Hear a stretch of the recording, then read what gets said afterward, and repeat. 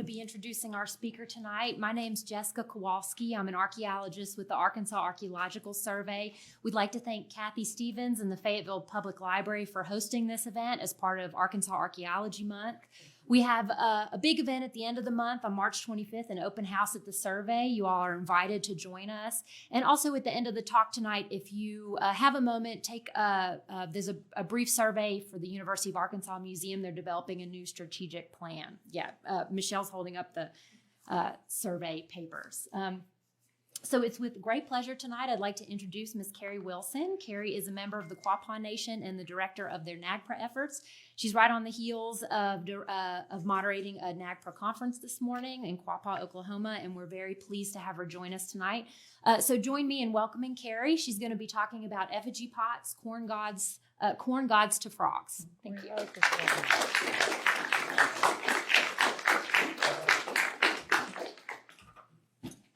It's nice to be here tonight. It's the Quapaw tribe was fortunate enough to host the Forest Service annual Bridging the Gap conference, and we had a number of tribes and a really good representation of Forest Service people there today. And I was on a panel. I moderated an NAGPRA panel discussing the new proposed regulations and how tribes are not happy about it. We had one of the National Park Service NAGPRA people from Washington, so it was interesting. But I'm switching gears here and going over into the effigy pots and what I do. And being in NAGPRA, which is the Native American Graves Protection and Repatriation, I have the opportunity to look at collections that the average person would never see. And so it gives me the opportunity to have them talk to me, because I don't think I think of these things on my own. I think they help me in some way. But being able to see not just one vessel, I see thousands. And I remember going to the Peabody at Harvard, and they said, well, what do you think about our collections? And I said, well, after you see the first 1,000 pots, they kind of just all blend together after a while, and there are pots. I think that out of Pemiscot County, most of these pots are from burials. And out of Pemiscot County in southeast Missouri, over 30,000 pots were removed from that one county. So there are a lot of items to repatriate. And I've come to think of them in different ways, and I'll share with you once we kind of take a look at a couple of them. But I work with the Archaeological Survey. I said I probably worked with the Archaeological Survey longer than anybody else, having never been actually employed by the Archaeological Survey. And I first came to the University of Arkansas in 1976 as I was missing in Oklahoma, and I spoke before the Arkansas State Legislature as missing in Oklahoma. And being, as the Quapaws were called, the Arkansas, they ended up awarding me a American Indian Heritage Award scholarship. And I went to school on a University of Arkansas football scholarship. They reappropriated the money to me. I don't know if they told Frank about that, but it certainly that's what I did. And I ended up graduating from the University of Arkansas. I graduated in anthropology cum laude. So that was a long time ago.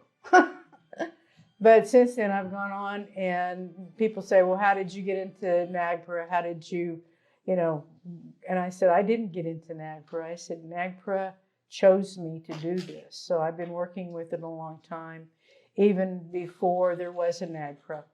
I was working with Hester Davis and Charles McGinsey at the University Survey, and we established the keepsafe cemeteries. The first one was at Toltec Mounds State Park, which is now called Plum Bayou. So I've been doing this a long time. But as part of this, I started looking at effigy pots. I wanted to do, the Southeast Archaeological Conference was in Little Rock this year. And I thought, well, I haven't given a paper in a long time, so I want to give a paper on effigy pots. So as doing this, I really made some interesting correlations. And I have to thank Mary Suter at the university, she puts up with me, and I was dragging out all kinds of pots to look at, and she's always very cordial about it. But this time I even wore gloves, so I was in good standing with her.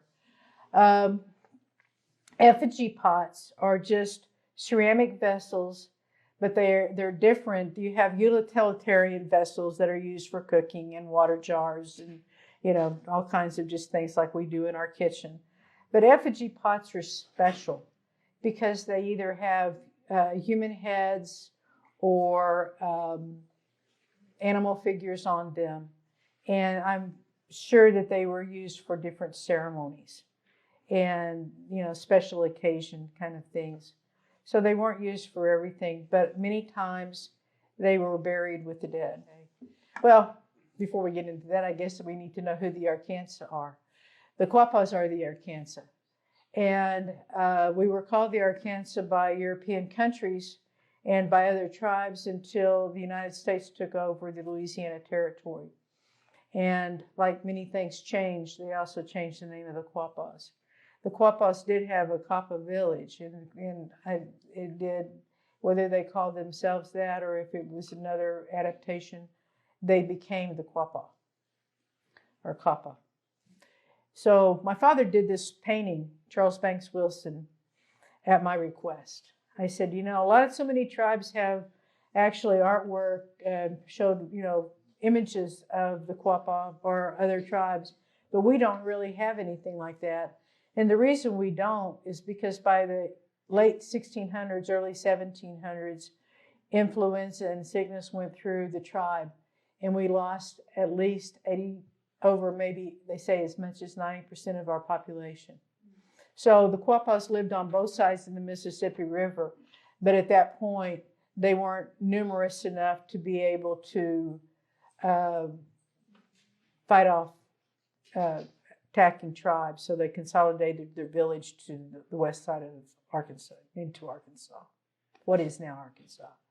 And they resided there until the statehood we were on the verge of statehood, and they removed us to the cattle country.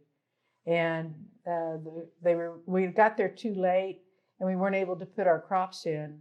And at that point, another third of the tribe died of starvation and sickness. So by the time they made it to Oklahoma, they were very few in number. And they had established their villages and built their homes in northeast Oklahoma. However, the government had put us on Eastern Shawnee land. So the Quapaws had to move once again. And this time they were pretty irritated, and the Indian agents said, "You can no longer keep your village structure. We won't allow that. You have to, live in houses away from," they lived right on the rivers. You can't live like that anymore. You have some money from your grazing land. You have to just establish regular regular houses. So at that time, our Indian communities were put away, and we could no longer keep our village structure. But at that point, I think a lot of the Quapaws became discouraged. Some went to live with the Creeks, some came back to Arkansas, but the majority of them went to live with the Osage tribe. You've got census records we can find that describe the Quapaws as the Quapaw band of Osages, and it was only till we became on the eve of allotment that we were those Osages, those Quapaws who were living back with the Osages were forced to come back to the reservation, or they would have lost everything because they weren't going to be allotted as Osages, so they had to come back and be allotted as Quapaws. They went down different.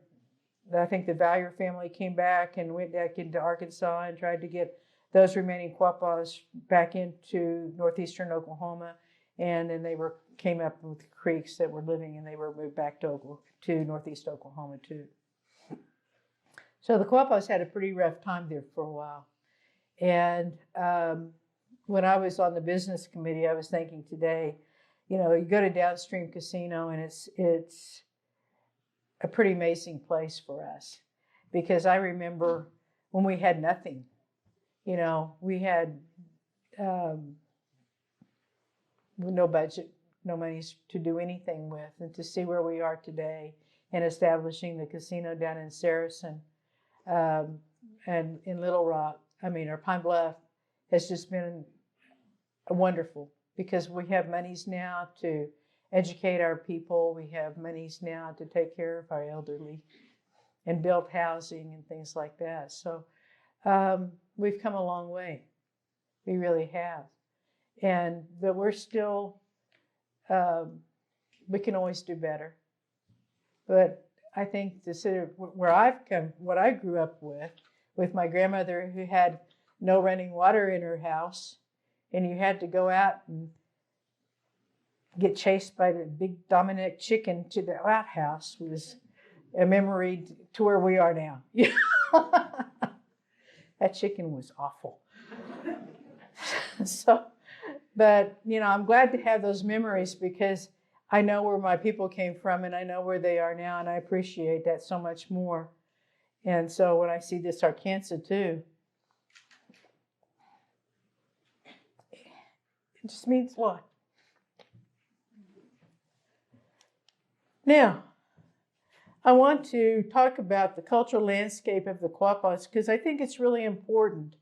The Quapaws share Arkansas with the Caddos and the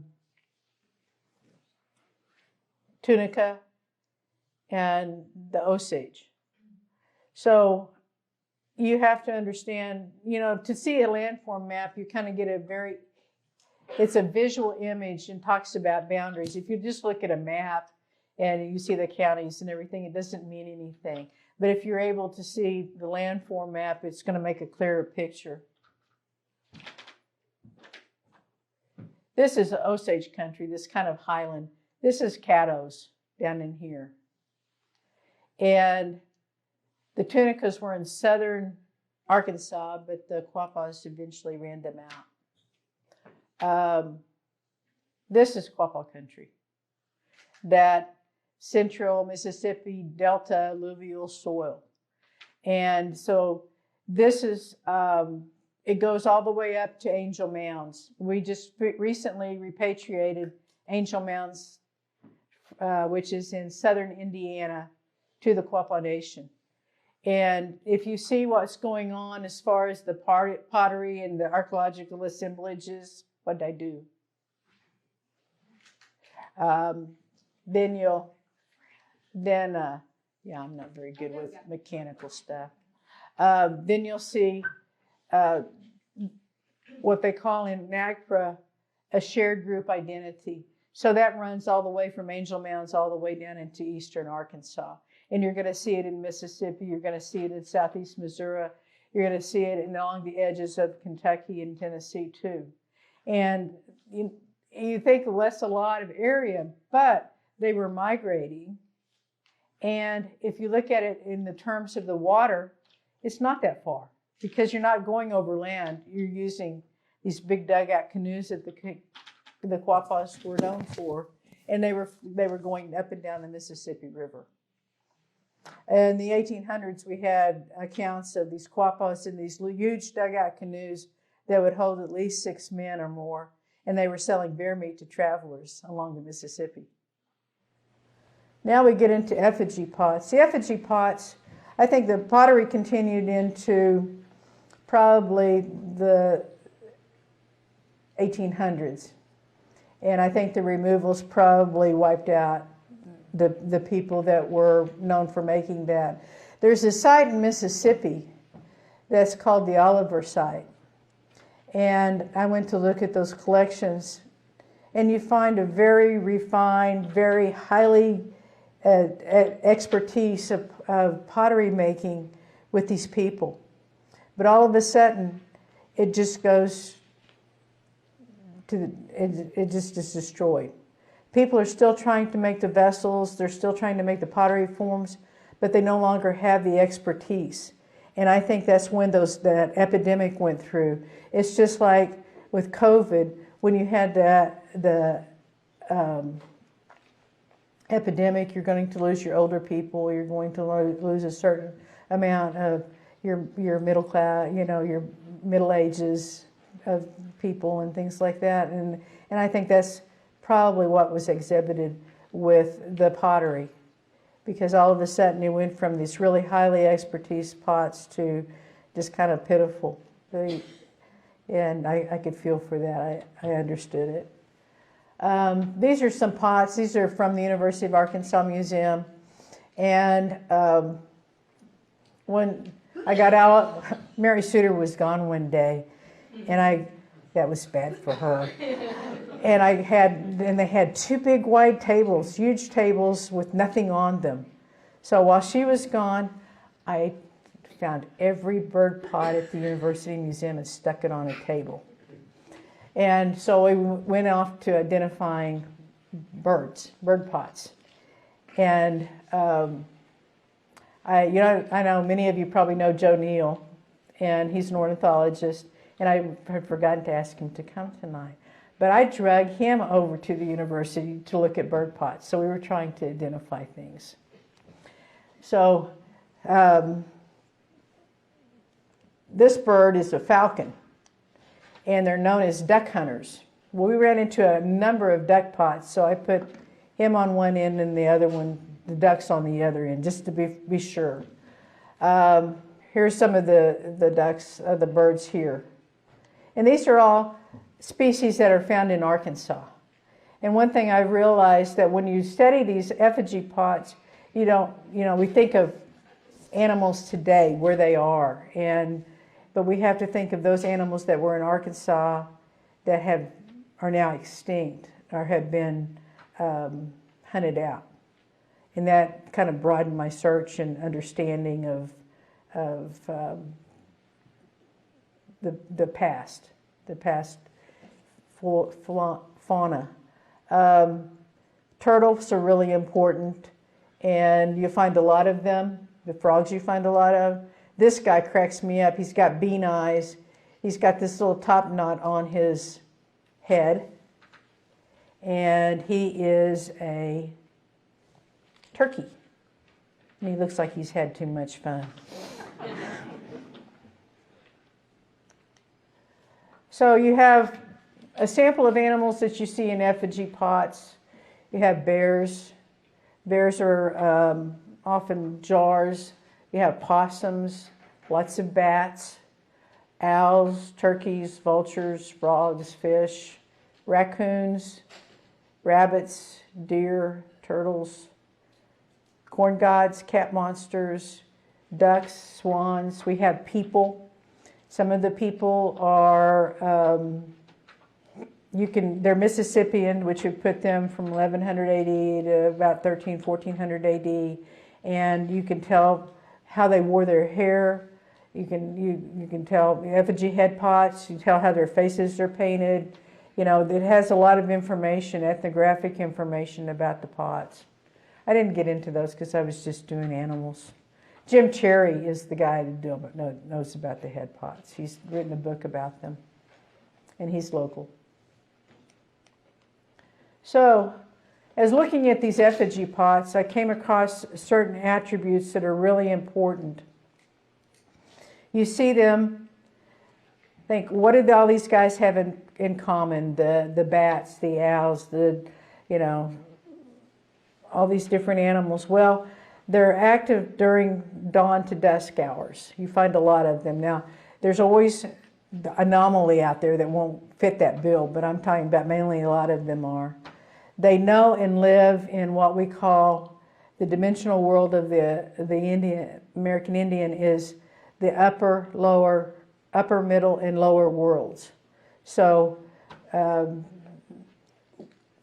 they have a knowledge of all of those. And a lot of them, like birds, ducks, have a knowledge of all three of those because they nest in trees a lot of times. They know the everyday world, the middle world that we live in, and they know that lower world, which is that water, that unforeseen element. What's underneath there we don't know about.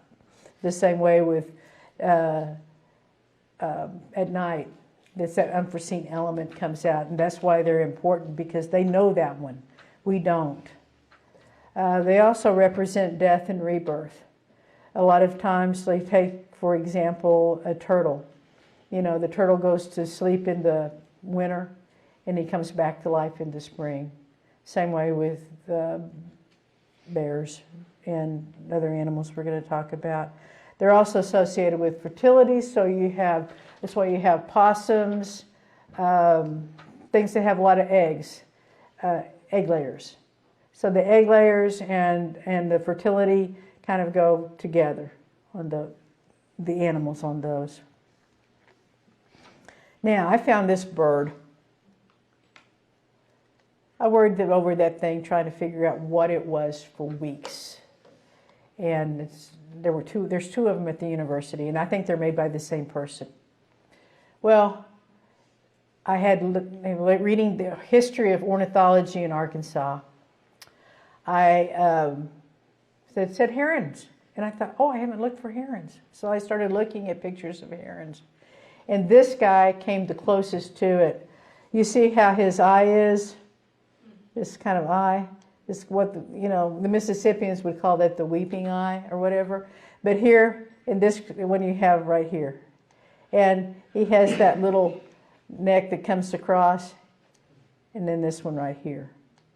So, it just fit. And how would you show the crest on his neck? But you have to incorporate it into the clay body because it would be broken off. It was just standing out. So it's form and function on that. But they're dawn to dusk hunters, an important thing. They're associated with water. That's a really important thing. They reside in Arkansas, especially in the southeast. And the important thing among tribal people too is that it takes care of its young. It's an egg layer. So it makes it conform to those ideas that I think that those attributes that you're seeing, you're going to see repeated again and again in effigy pots. Corn gods is one I wanted to bring up. This hat, you see these all over the southeast. And I think it was Basu when he was staying, he had gone into an Quapaw home, and he walked in and saw these leather hats hanging from the wall. And I read that and I thought, oh, I know what that is. He's a corn god. They're not gods. They're in the springtime. They have what they have busk ceremonies, and it's to ensure that you have a prosperous and fertile planting season. So that's what when you start looking at these, you can actually see that they're hats, and they're found not only in Arkansas. They're found in southeast Missouri. They go all over kind of the southeast thing, but for some reason you're finding lots and lots of effigy pots in Arkansas. He represents, they're called corn gods, but they really represent cultivation and agriculture. It goes beyond just corn. It actually represents growth. Now this guy, I love this pot. It's one of my favorites. This is a corn god. And on this side, is a turtle. So the turtle is a water element. This looks like a snapping turtle. They lay lots of eggs. They have that. They know that underwater world. But what's this pot saying? It says one word. It says spring. It represents springtime because you have the cultivator on one end, getting ready for that planting season and hoping for good growth. Then you have the egg layer who represents fertility. So I think that this together represents springtime, the eggs and the cultivator. So I just think this is cool.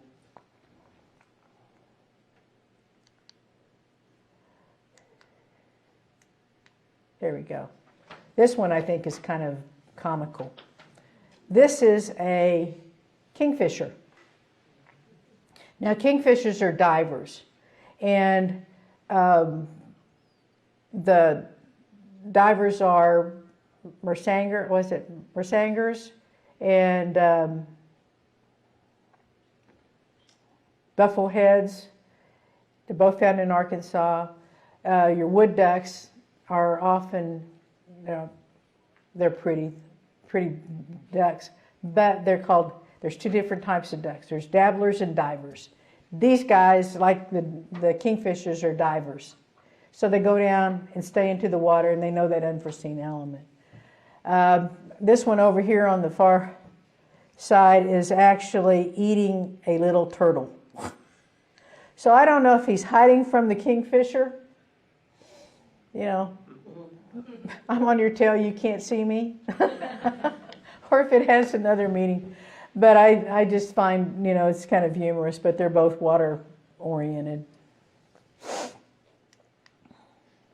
Now the frogs. If we're going to do the frogs and effigies, you have to have frog pots because you find frog pots everywhere. And there's nothing more zoomorphic than a frog. It starts off as eggs. It goes into a tadpole with fins. It transforms and grows legs. Then you have a little froglet, and then you have a big frog. And the frogs when they croak, they say that the bullfrogs they croak for rain. They bring in the rain. So if you're dependent upon water and you're dependent upon your crops, you like those frogs. So you see them as, you can't go to a site in Arkansas where there's archaeological assemblages without being able to have frogs. You're going to find them. And a lot of times the frogs will have little grins on their faces, and they're just kind of like cartoons. But they're important. They're important. All of these things represent those attributes that I was telling you about in that unforeseen element. Now, why would they be buried with the dead? I think it's, we get back into that rebirth aspect of it. It goes back to, it provides food for the dead, but they also know that unforeseen world that we don't know, that darkness, that water, those things that maybe scare us. So we send them on the way with the dead in order to, they know the way, we don't. So, but what I'm thinking is, in terms of these pots, that makes it so important, is that these pots served functions throughout its life, to the tribe. And it was for the prosperity of the tribe. It was for the health of the tribe. It was all for good things, to provide good things for the tribe. And it was put with the loved ones because it had taken another role. And that was to help that loved one go on his journey and be reborn into that other world that we don't know. And I think that by exposing it now and having it around where we are, I think it's reborn too. It's gone through its rebirth, and it's here for our native people to learn from. So I have a different approach than a lot of people do, but I do think that I probably spend more time with these things than anything. And I think that there's some merit to that. I just feel that they're so special and they have so many stories that we haven't really listened to or tapped into yet. And by bringing this talk to you and hopefully Quapaw people and others, maybe they'll have a different perspective on it. Now, we have this pot that has been called a cat monster for over 150 years. Cat monsters, cat serpents, underwater monsters, they're terrible creatures. And if you survive an attack from a cat monster, you're a very special person. Well, that's true. But it's not a cat monster. It's not a cat. It's not a monster. It's not a water serpent. It's not an underwater panther. It's an otter. Now, how could an otter that's cute and cuddly be called the cat monster? I will tell you. But see how this otter has a weeping eye that I'm telling you, like the crane had? Keep that in your mind. because when you go back and you see this cat monster has the same thing, that weeping eye.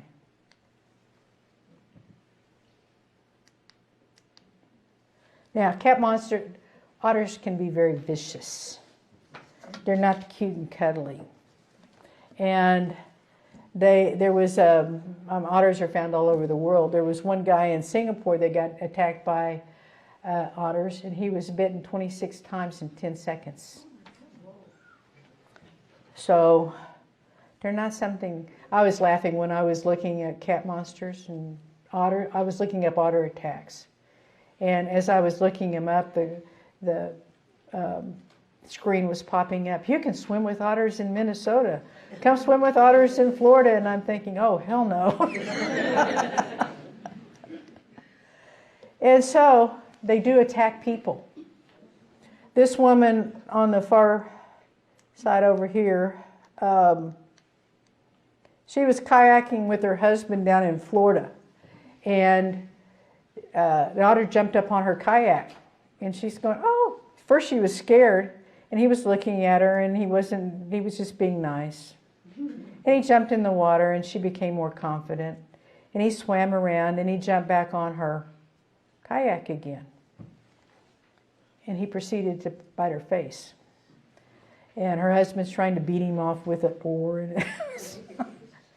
And she said, I don't really blame the otter, but she said, I don't think I'll go kayaking anymore. Huh? This girl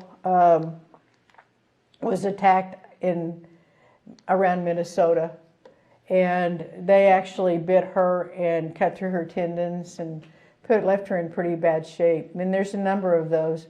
One girl was wearing a life jacket when she was attacked by an otter when swimming in the lakes in Minnesota, and she said if it hadn't been for the fact that she had a life jacket on, she would have drowned. So, otters do have a reputation. And if you were in the Mississippi River in a dugout canoe and an otter jumped in your boat, you would think twice about that. So, but what is the significance of the otter? The otter is a good provider. He makes a good home. He takes care of his children, and he protects his territory. Those are all qualities that a native male would want to emulate as being a father and husband and a good warrior. They're called cat serpents because if you see them swimming in the river and you saw them far away, you probably would think they look like snakes to me, especially this guy. But this is the pattern of which they swim. They're not to be played with. Oh, here's the cat monster. They're always portrayed with these big teeth. And you see this sign. This is what they call the Quapaw swirl, this one. And you see it repeated a number of times. And I'm starting to think maybe it represents kind of a portal. But the cat monster, the otter's always got his nose up because he's underwater. They're always, most of them are portrayed with some kind of eye. They have lots of whiskers, and I think that's what these are emulating here. Sometimes it's the weeping eye and the whiskers, usually with their nose up, though. They have that distinctive nose up in the air. So they're otters. So Carrie Wilson comes along and says, all these people who think these are cat monsters, they're otters. So it's important. But otters, doing NAGPRA, I've come to realize I look for things. Here's another vessels. These are Wall's phase and types of Nodina. But you can see how they've stylistically brought out all the components, the weeping eye, the big teeth, the whiskers in these pots, and you're starting to look for these things. When I'm looking for things, that's in NAGPRA, that's what I'm trying to make those kinds of correlations.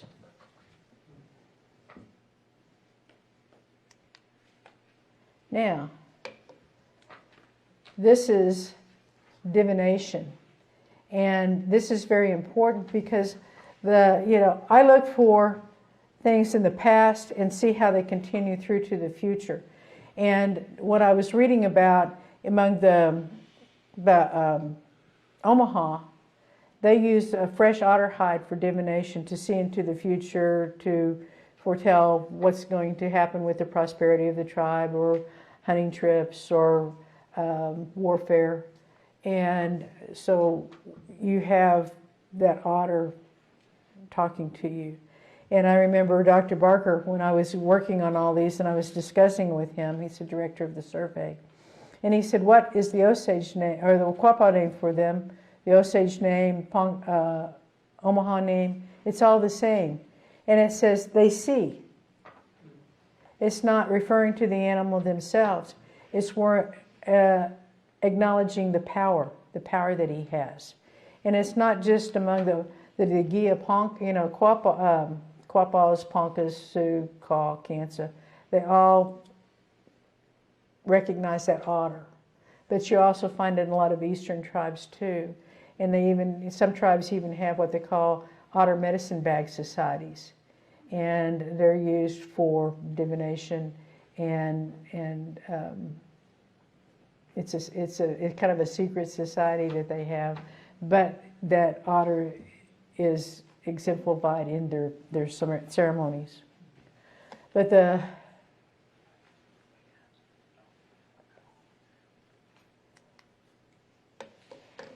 so here we have someone from the 1800s who's wearing an otter cap. And here you have somebody from 2022 wearing an otter tail. No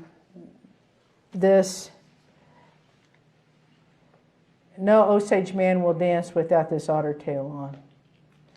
And so it's important. So you have something that was from 1100 AD and probably before that, and it's carried all the way through to today.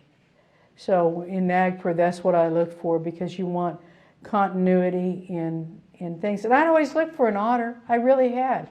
And then all of a sudden I looked at it and I thought, that's an otter. Oh my God. So I was very excited when I was able to, he was able to tell me. He let me see. He let me see what he was. So this is Ricky modeling his traditional Osage clothes. And I just love this guy's shirt. It's made out of, it's a card print. But you see these, this is probably Oto or Iowa wearing these clothes in the 1800s. But an otter represents so many things. And as Ricky will say, my partner here, that you cannot go into, that the reason they do is they say otters can't, they're so fast that the devil can't catch them. No evil can get them. So they wear those as protection, I think, too. Anyway, so I'm open for questions. I think I've about talked myself out here, but I hope you learned a few things tonight and enjoyed it. So, any questions?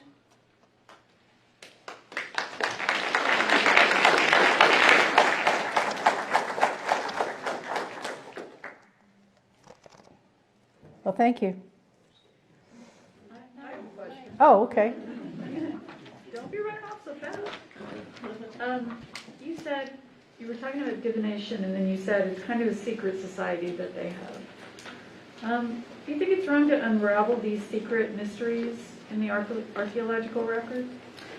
I think that it depends. It depends on what kind of things they are. I think they, like I said, I don't know how many times I've looked at these things. Just like looking at the corn god and realizing it's actually a hat and coming to understand them. I think it's important to be able to appreciate them. And I think that I want to share some of those things with everyone, because they need to understand that it is important. They weren't just cartoon characters or something that they were actually mass manufacturing and things. They were had purpose, And I don't think I would get into sacred aspects or ceremonial aspects, but just to present what I'm talking about here, I don't really have a problem with. I think that there are things that we need to talk about. You know, so many tribal people these days are, you know, well, you can't talk about that or you can't see that or whatever. But I told them, you know, like, you can't show pictures of this. And I said, well, all these things have been seen for years. What difference does it make at this point? You know, you can't let the cat out of the bag once it's out. You know, you can't get him back in there. So, but I do think that it's important for our youth to understand and appreciate. And it's important for the Quapaws because, you know, by practical purposes, you know, we should have probably been extinct by now. And I remember there's a good friend of mine, he's Alabama Coshada. And he always makes fun of me because he went to school in Arkansas.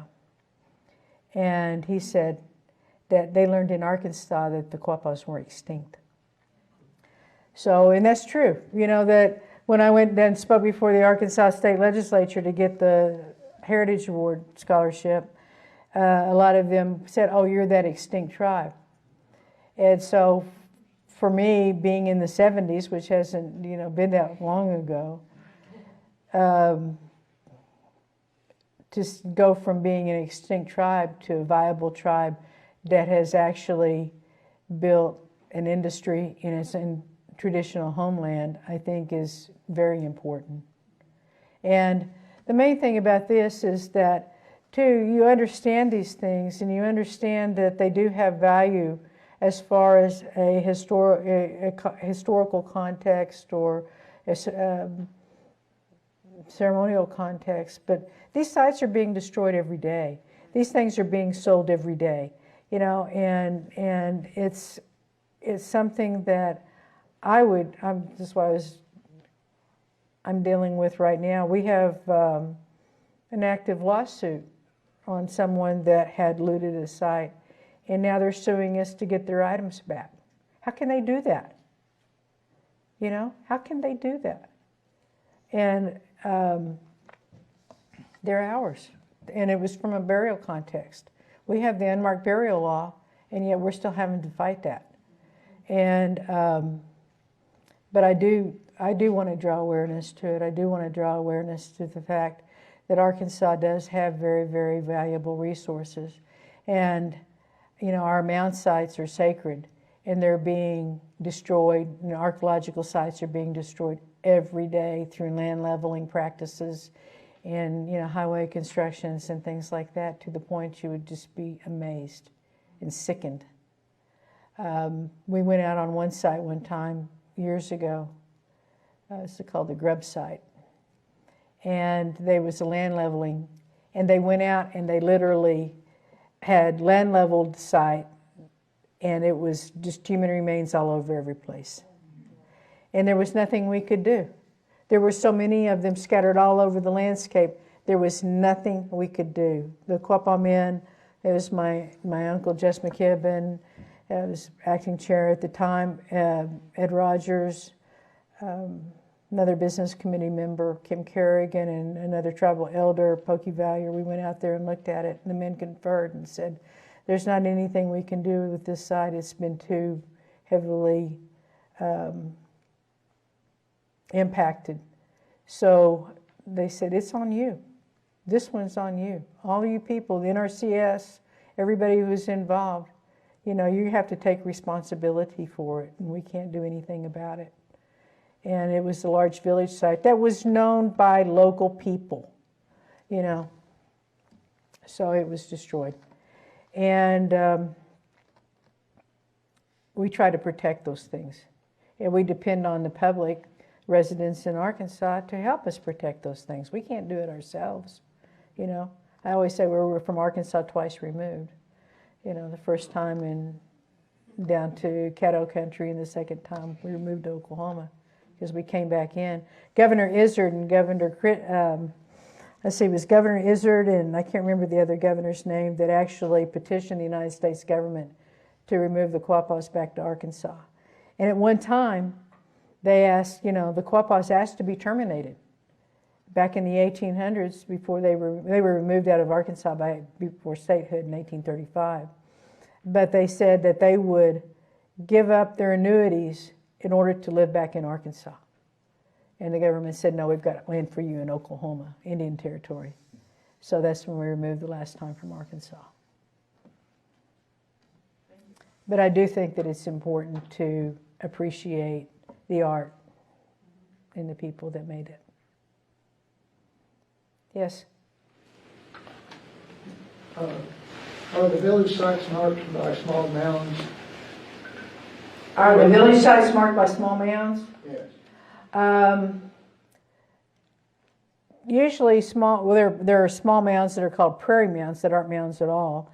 And then you have smaller mounds that could be a village house site, but it depends. You'd have to ask the archaeological experts on that. I don't know. So, anyway, yeah.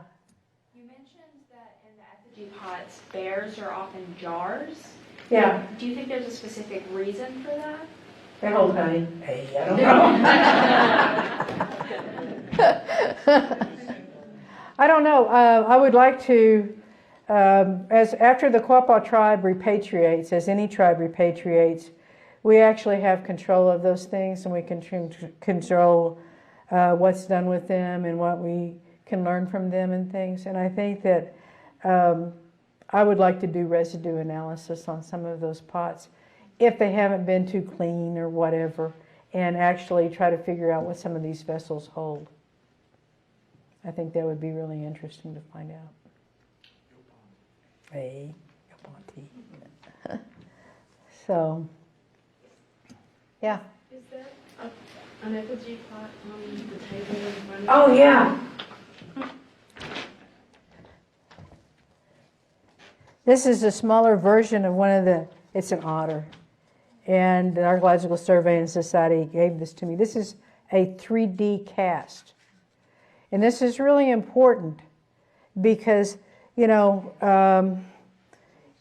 a lot of pots are being reburied. And if we could do casts like this, then we have, you know, a record of it. And even though you might get somebody to remake a pot, it never really has the same quality as the original.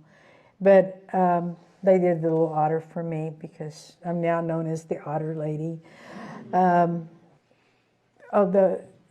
The heads of these otters are usually, the neck is tubular and it's hollow, and it has rattles in it. I mean, you know, it makes a rattling noise when you shake it. And I think that it represented rain, because there again, it's that water element that's important, and there's nobody that could do better in the water than an otter. So I think it does represent rain. And I'm very proud. I'm very pleased that they gave this to me. I very much appreciate it. So yeah, he's an otter. You want to see him? You can pass him around. He's not going to be hurt. I just wouldn't going to be watching you guys.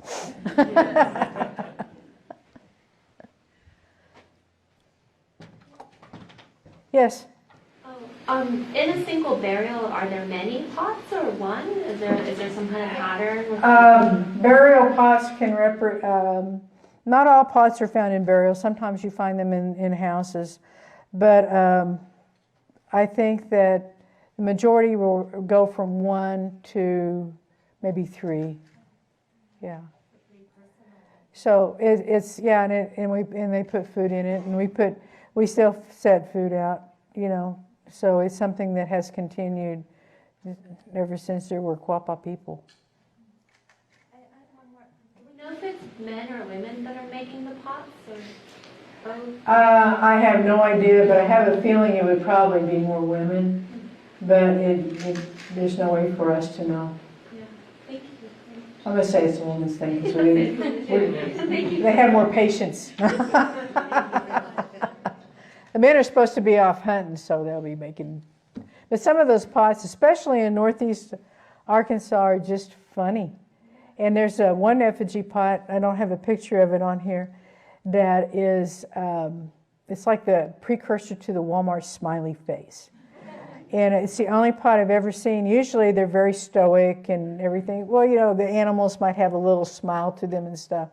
But this guy has a Mississippian head, you know, his hair done in a certain way, but he has the biggest smile and he is so happy. And you never see pots with smiley faces on them. So this guy's real special. But he's from Arkansas too. So I don't know if Sam saw him or not, but I'm going to say that he did, and it's really a Quapaw thing. Anything else? Yeah. I'm just curious, the guy on the left, you said he's wearing otter hat. Yeah. The claws, are those bear claws? Yes, they're bear claws. Were they, you know, if they're black bear? What did we say that there was a plains bear? Plains brown bear. These are probably the longest claws that you'll ever see on a necklace like this, and it probably took about maybe five or six bears to make that necklace, because they only use the front claws. And that right there looks like there's about 4 or 5 bears in it. So each time you do that, it represents something.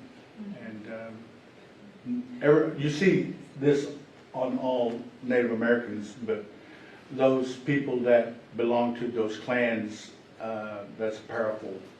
That's powerful. So you actually have to kill that bear. Yeah. Just like these feathers here, you actually have to get those feathers too. So there's a ceremony in the way you do it to do everything. Like this dress here that I'm wearing, the otter here. These otters, like she was talking about, represented. My grandfather told me that they were. It was the only animal the devil couldn't catch. So it was clean, and you already said. She already told you about the attributes of it, and that's what Indians look for. And if you notice on me, it goes down the back, but they're on our ceremonial things. This stick here represents the coup stick that you would touch with your enemy. And you use them, you put this on there, the otter moves fast. And that's why we put it on us, because we want to make these quick motions. This right here represents lightning, so you want to make fast movements in it. This pattern here is my family's pattern. When you go to these dances, you could identify who was the firstborn or who was the secondborn. This pattern here was for the firstborn, and it would be on red broadcloth. I'm a second son, I'm a Shunka, but I got this pattern because I'm special.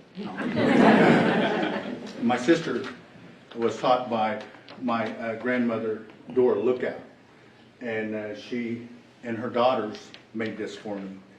And the beadwork I did myself. This is a design that I've made myself and everything. And no one has these beaded streamers and garters with the tassels. That's my own creation. But all these things that you see on there have significant meaning, and is how we dress and how you actually identify by families through that. So there's a lot of things to it other than just, going out there and dancing. The roundhouse here behind me is significant to the dance that we do, because That's it's the a gray healing horse, dance. gray horse at Hominy. It's a healing dance. I mean, a gray horse, gray horse, a gray horse. Bah. There's a time and point in here where you can actually talk to God and ask Him. When you talk to Him in this setting, you pray for yourself. You ask for yourself. There's only a few times that you can be selfish in the Indian world, and that's in the sweat and in this thing here. You pray for yourself. Yeah. To get back what you said though, but the bear that he was talking about has been hunted out. It doesn't. I don't know if it's extinct. Yeah. I've read how It was kind of like a plains. It was a kind of a plains bear, and it was big. It was. Well, I had read how the Lakota they would go to the Rockies to kill a grizzly. Same Yeah. thing. Yes. I wanted to ask about the proposed changes to NAGPRA, and if you would share kind of what the concerns are around that.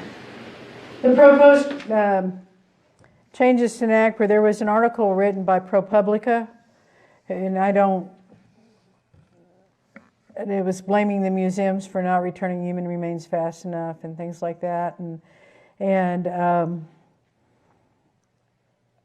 you know, each tribe works at its own pace. And so all these years, 30 years I've been doing NAGPRA, you know, they've always told us in these classes and have reiterated a number of times that there's no time limits on NAGPRA. So a tribe that may have one person that's working that does not just NAGPRA like I do, but also does, you know, cultural resources, Section 106, the National Historic Preservation Act, and you know, takes care of their elders and historical programs and things, heritage programs, may work at a different pace than I do. In an office, some tribes have as many as 30 people working in their office. You know, so they're going to work at a faster pace than, let's say, you know, another tribe that has one and who wears many hats. And so if a tribe, you know, you have to get on, we were talking about it has to be on kind of a learning curve, you know. You have to bring, not only you have to learn it, but then you have to get your tribal members on board and understand it, and your business committee and government. And when you have changeovers, maybe things were going good, but they may have to start all over again. And they may not have the money for it. And the trouble with NAGPRA right now is that their grants are very project specific. And so, unlike the Tribal Historic Preservation they just give money to help process these cultural resource inquiries of National Historic Preservation Act, NAGPRA you have to have a very specific project. So if a tribe doesn't have a grant writer who can come up with a new project or whatever, it makes it really difficult for a small tribe who's starting out, because they've gotten highly competitive. And I blame the National Park Service, the way it's set up on that makes it difficult. But now they want to institute timelines on museums to dispose of their human remains. And if they do it hurriedly, which I think they're trying to, then it's going to put an extra burden on tribes, because I'm working right now with 12 different institutions. And so if I'm dealing with that on my own, and they start sending me all kinds of stuff that I have to respond to, I'm just going to be overwhelmed, you know, and as are a number of other tribes. So the thing about when we were dealing with this stuff, we're going in and identifying collections. It's not something that you can just look at a piece of paper over, you know, that comes across your desk and you check the box off and say, this is ours, this is ours. You actually have to look at it. And so you have to schedule on-site consultation meetings, and part of that is relationship building. And we don't, there's no way we can, you know, establish a trust relationship overnight. It doesn't work that way, and tribes shouldn't have to work that way. And, you know, the tribe's understaffed and doesn't have enough money to run its program. The museums are not money makers, as we all know. And so, they're on tight budgets. They've had to get rid of people since COVID because they don't have enough money to keep the doors open and things like that. So it's really putting strain on all aspects of NAGPRA. But the bad thing is that this did not come generated from Indian country. We did not say, we want to have these meetings, come sit at the table, and we will talk about this thing and figure out how we can go forward. It's coming from NAGPRA, the National NAGPRA program, and they're dictating to us what we should do. And it's wrong. It's just wrong. And it's going to go through, and I think tribes are already lining themselves up to fight it in court. So, yes? Okay, I just wanted to double check something before I say a question that might make me sound stupid. So the court god was shared, a shared idea between multiple tribes, correct? Yes. Was there a specific kind of thing that each tribe did that made their plot distinguishable among other tribes? Or do they all look kind of similar? No, they look different, but you're going to find, you don't find them with every tribe. You know, it's not something that is you have kind of universal concepts, and you're going to see different, kind of iconographic symbols and things like that, but you don't find them with every tribe, and they're stylized differences, and once you start looking at them, sometimes the tempering agent's different, sometimes their firing techniques are different. You just have to kind of familiarize yourself with the nuances, the differences in those things.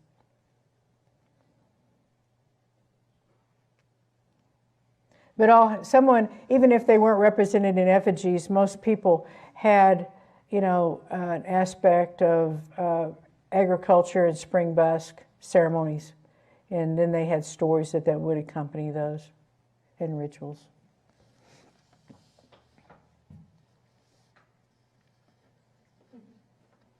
Anything else? Well, you can tell them that you're the national leader in repatriation of Indian artifacts. Well, yes, I was talking to David Barlin from the National Park Service. We were talking about, for the very first time, in order to comply with NAGPRA, after 33 years of after 30 years of NAGPRA, the National Park Service, for the very first time in January of 22, decided that they needed to hire an investigator to investigate noncompliance. And I'm thinking just one. But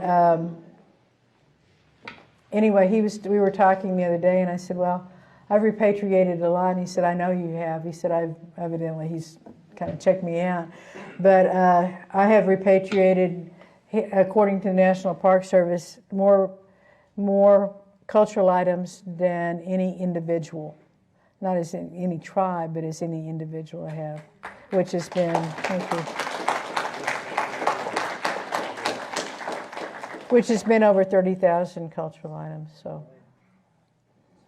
I stay busy. Thank you. Thank you so much.